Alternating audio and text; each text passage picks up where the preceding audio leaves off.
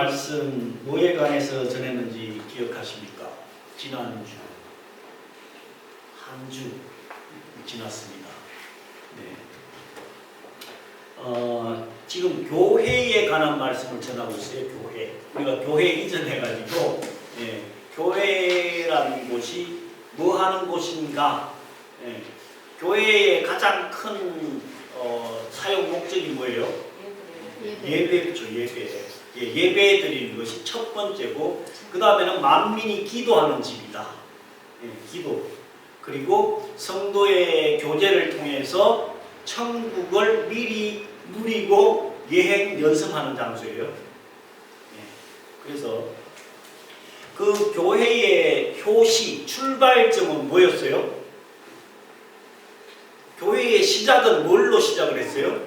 시내산에서 모세에게 알려주셨던 하나님의 방법, 그게 뭐였어요? 성막이었죠. 성막, 장막. 그래서 그 성막이나 장막은 뭐 하는 거예요? 하나님께 전적으로 예배드리는 장소였죠. 그래서 다윗이 나는 백향목 궁에 거하는데 하나님의 저는 장막에 거하니까 내가 하나님의 집을 지어드리고 싶다. 사무엘하 7장에도 나오고 역대하에도 나오는데, 하나님께서 그 말씀 들어가지고 너무너무 감동 먹어가지고 다윗한테 뭐예요? 복을 약속을 하죠. 너부터 시작해서 네 자손대까지 복을 주겠다. 그 중에 가장 큰 복은 뭐였어요? 너를 통해서 누구를 보내주겠다? 메시아를 보내주겠다. 예수 그리스도를 보내주겠다. 그 약속을 뭘로 받았어요? 성전을 지어드리고 싶다는 그 이야기에 하나님께서 그 약속을 하십니다. 근데 다윗은 지었다고요? 못 지었다고요? 못 지었어요. 왜요? 피를 너무 많이 흘렸다. 대신에 네 아들 솔로몬을 통해 가지고 성전을 짓게 하겠다. 그래서 모든 재료를 다 준비해 줬어요. 아버지 다윗이. 그래서 그 아들 때에 가서 솔로몬이 성전을 몇 년 동안 공사했다고요? 몇 년? 7년 동안. 성경에 뭐 숫자 나오면요, 대부분 7이나 뭐 12 정도 이야기하면 거의 맞아요. 7년 동안 성전을 지어가지고 공헌식을 한 내용이 지난주에 내용이었어요. 공헌식 하면서 뭐 했어요? 기도했잖아요. 기도. 여기서 하는 기도를 전부 응답해달라. 특히 우리 아버지하고 약속한 그 약속을 지켜달라고. 그래서 솔로몬이 이때는 성령이 정말 충만했었는데 말년에는 약간 타락했었어요. 말년에는 뭐 때문에? 여자들 때문에. 여자들이 문제예요. 말년에는 여자들 때문에 조금 곁길로 가긴 했지만 그 아버지하고의 약속 때문에 네 대에서는 나라를 쪼개지 않겠다. 단지 네 아들 대에 가서 나라가 갈라질 거다. 그렇게 해서 이스라엘이 솔로몬의 아들 대 로보암 때에 가서 북이스라엘하고 남유다로 갈라지게 되죠.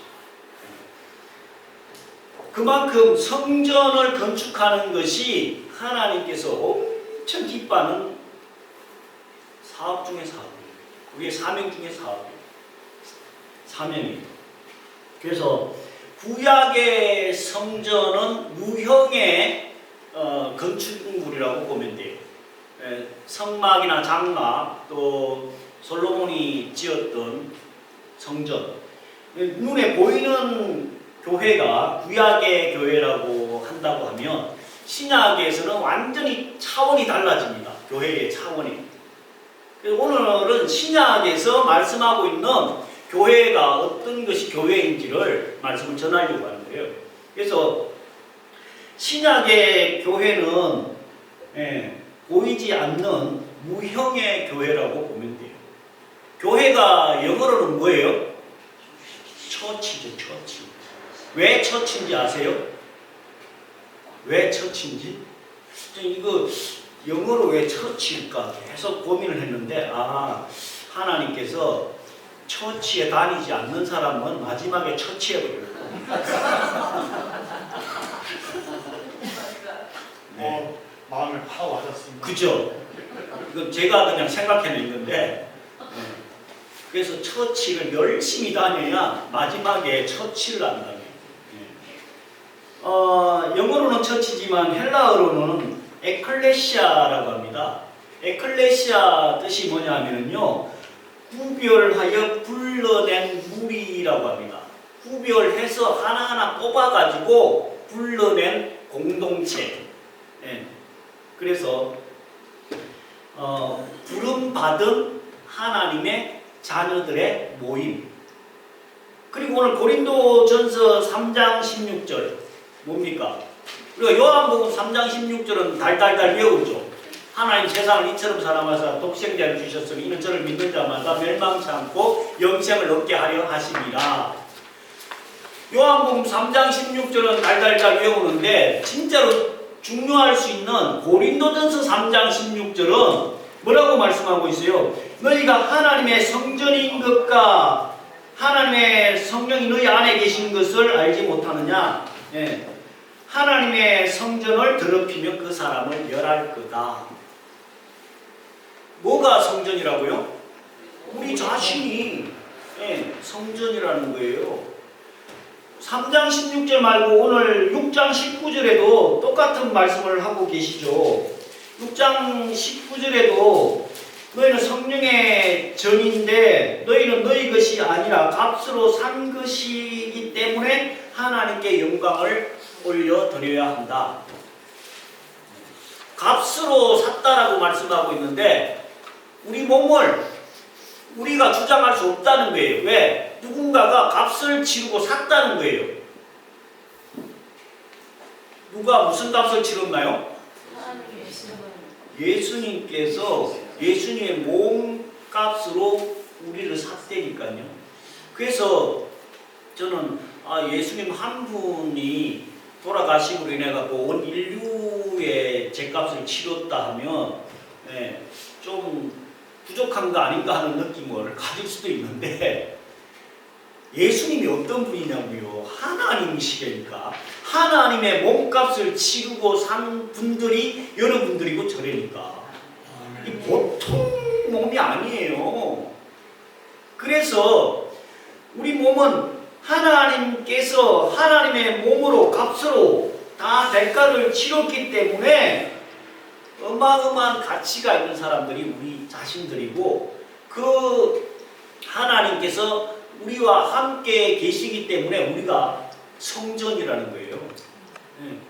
한 사람 한 사람 각 개인도 성전이고 전체적인 공동체가 신약에서 말씀하고 있는 성령의 전, 교회라는 겁니다. 그래서 물론 이제 고린도전서 6장 부분에서는 이 몸을 관리를 잘해라. 특히 고린도가 그 음란의 도시였거든요. 그래서 음행을 피하라고 말씀하면서 이 말씀 주셨긴 하지만 그만큼 우리 몸은 정말로 거룩하게 하나님께서 원하시는 뜻하시는 삶을 살아내야 된다. 그래서 그럼 어떤 사람들을 불러 모았느냐라고 말씀할 수 있는데 확인할 수 있는데 그게 오늘 본문 마태복음 16장 13절에서부터 19절까지 말씀입니다. 예수님께서 이제 온갖 이적과 기적을 다 베풀고 나서 빌립보 지역에 가가지고 물어봅니다. 세상 사람들이 너희는 나를 누구라고 하느냐? 세상 사람들의 대답이 뭐예요? 세례 요한이라고도 하고 세례 주는 분이라고도 알고 있고 또 엘리야 선지자라고도 하고 예레미야 선지자라고도 합니다. 아까 말씀드린 대로 엘리야 선지자는 갈멜산에서 불을 내려가지고 기적을 베푸는 분이고 예레미야 선지자는 이스라엘 민족들이 바벨론 땅에서 70년 동안 포로 생활을 할 때에 나중에 회복해 주실 겁니다 라는 예언을 했기 때문에 우리 이스라엘 민족들을 회복시켜 주실 그런 분으로 알고 있다라고 제자들이 이야기한 거예요. 그러면 예수님께서 15절에 너희는 나를 누구라고 하느냐? 너는 나를 누구라고 하느냐? 지금 예수님께서 제자들한테 질문을 했지만 성경의 신비는 뭐라고요? 네. 3인칭으로 써져 있지만 1인칭이 나에게 질문하고 있다는 거예요. 너희는 나를 누구라고 하느냐? 네. 여러분들은 예수님을 누구로 믿고 있느냐? 이 얘기예요. 네.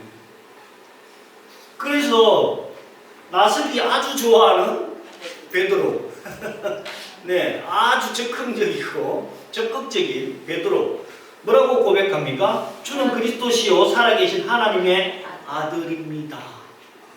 이때 바요나 시모나 내가 복이 있도다. 이것을 알게 하니는 세상 사람이 아니라 하늘에 계신 아버지 하나님이시다. 예.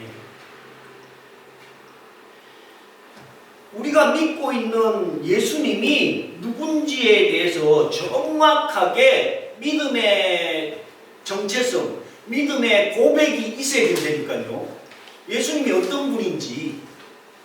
그래서 이 고백을 통해 가지고 예수님께서 베드로에게 엄청난 복을 내립니다. 18절에 보면 이제 내 이름을 베드로, 페트로, 이게 바위라는 뜻이에요. 반석이라는 뜻이거든요. 이름을 아예 시몬에서 베드로로 바꿔가지고 이 반석 위에 내 교회를 세우리니 음부의 근세가 이기지 못할 거다. 우리의 믿음의 정확한 정체성과 고백이 있을 때에 음부의 근세라고 하면 뭐예요? 사단의 근세, 악령의 근세가 아예 침범을 못하게 해준다는 거예요. 우리가 정확한 믿음의 정체성만 갖고 있고 예수님이 하나님이 어떤 분인지를 알고만 있으면 사단이 절대로 건드리지도 못해요. 털끝 하나 못 건드린다니까. 네. 이번에 이태원에 할로윈데이 그 사태를 보면서 정말 너무너무 마음이 아픈 거예요. 그러면서 또 화가 나, 화가. 네. 왜 화가 날까요? 그 철없는 어린애들이 그 행사가 무슨 행사인지도 모르고 가가지고는 사단의 밥이 돼버렸다니까. 네. 완전 사단의 밥이 돼버릴 거예요. 그러면 그 애들은 철이 없어가지고 좀 모르니까 다 할 수 있어. 그럼 어른들이 정신을 차려가지고 그런 행사 자체를 막았어야 되고 내 새끼라도 못 가게 했었어야 되잖아요. 개념이 없으니까 뭔 행사인지도 모르고 귀신 분장해갖고 사단 분장해가지고 거기 가가지고 그냥 그 난리를 치고 네? 결국은 싸늘한 시체로 돌아오는 처참한 상황을 경험을 하게 된다니까요. 여기 예수님께서 베드로의 이 믿음의 고백 때문에 이제 너는 반석이고 내 교회를 네 위에 세우겠다. 사단의 음부의 근세가 너를 이기지 못할 거고 19절에는 엄청난 또 복을 받습니다. 뭘 준대요? 네. 천국 열쇠를 준대요. 여러분들 열쇠 몇 개 갖고 계세요? 옛날에는 뭐 사자 가지고 있는 분들한테 시집 가려면 열쇠 3개 갖고 와야 된다 그랬잖아요. 그 열쇠 3개가 뭔지 알아요? 사자, 특히 의사들. 네. 아파트 키, 자동차 키, 병원 열쇠 키. 우리 사모는 4개 가져왔잖아. 목사니까. 목사니까. 의사 위에 한 급 높거든요. 네. 의사하고 목사하고는 비교가 안 돼요. 진짜예요. 이건 농담이 아니고 진짜예요. 차원이 달라요. 왜 그 사람들이 6만 관리하지만은요, 목사는 영원한 영의 세계를 다루는 사람이 목사거든요. 이 직분이 사실은 엄청나게 중요한 직분이에요. 진짜 저는 여기 올라올 때마다 두렵고 떨려요.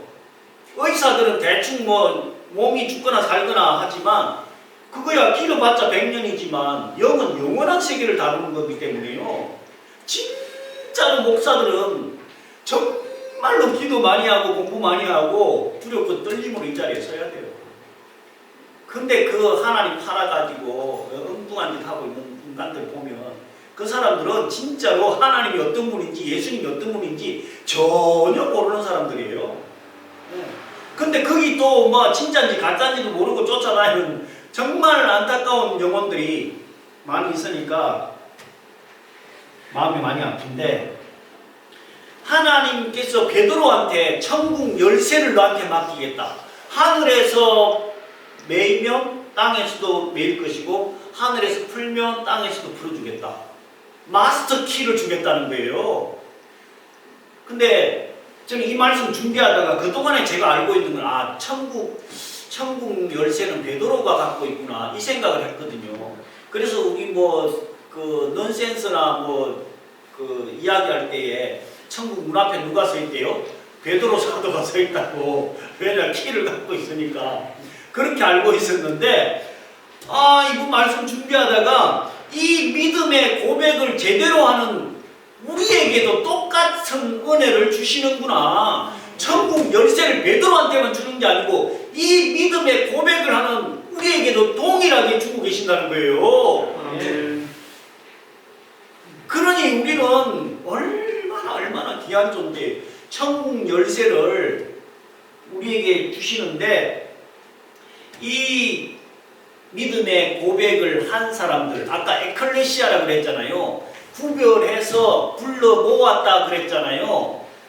그래서 어떤 사람을 구별해서 불러 모은 모임이 공동체가 교회냐 하면 베드로와 같은 믿음의 고백을 가진 사람들, 그 사람들이 모여있는 장소가 교회고 그 고백을 하고 있는 우리가 교회라는 거예요. 아멘.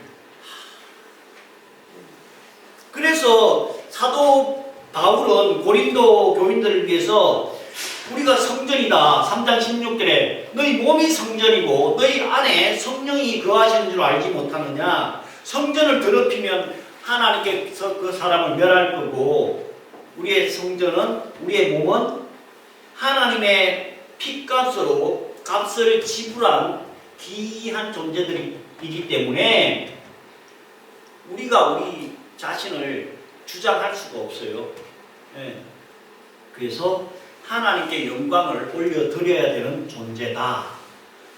그 예수 그리스도가 어떤 분인지에 대해서 사도 바울이 골로새 교회에 편지한 내용이 골로새서거든요. 골로새서는 예수님이 어떤 분인지에 대해서 기록하고 있어요. 그래서 신학에서는 이 골로새서를 기독론이라고 그래요. 기독론이라고 하면 예수님이 어떤 분인가에 대해서 알고 싶으면 골로새서를 아주 상세하게 읽어보면 아는데, 오늘 이 기독론에서 골로새서 전체를 통해 가지고 예수님의 탁월한 우월성에 대해서 기록을 하고 있어요. 1장 13절에 흑암의 근세에 빠져있는 우리를 건져내신 분이라는 거예요. 그 건져내서 우리를 사랑의 아들의 하나님 나라로 살게 할 수 있는 그런 분이 예수 그리스도다. 그리고 그분이 그 아들 안에는 구속, 재사함의 은혜가 있다. 1장 14절에 기록하고 있고요. 15절에는 하나님의 형상이시고 모든 창조물이 그와 함께 계셨고 이 천지만물 창조하실 때에 창조하신 분이 바로 예수 그리스도다. 창세기나 요한복음 1장에 기록이 되어 있죠. 그래서 만물이 그로 말미암아 창조되었다.